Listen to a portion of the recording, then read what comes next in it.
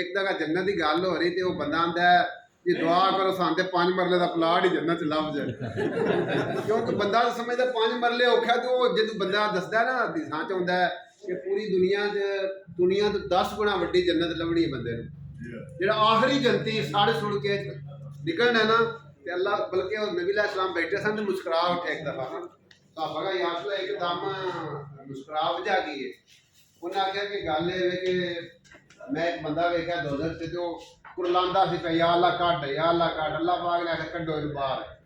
और जब बाहर निकलिया कोई साह सुह आया तो दूर उन्हें एक रुख नजर आया तो पानी का चश्मा नजर आया उन्हें आख्या या अल्लाह वो तो तेरी पहुँचा देना मैं फिर तेरे को कोई नहीं मंगता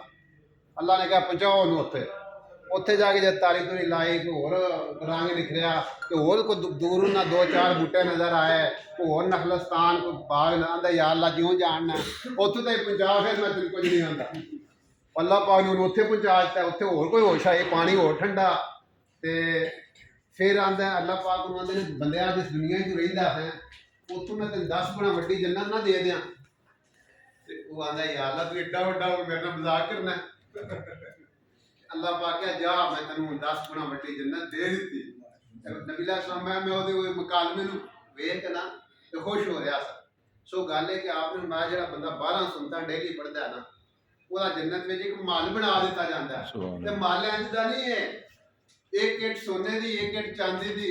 मुश्क ते ज़ाफरान का घर वह जी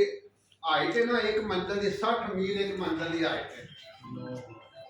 ये साढ़े सफर कुरान आंदे फला तालम नफ्स माउफी अलहम मिन कुर्रत आयुन जज़ाअ बिमा कानू यामलून कि असीं अपने बंदियां वास्ते जो तैयार किया ना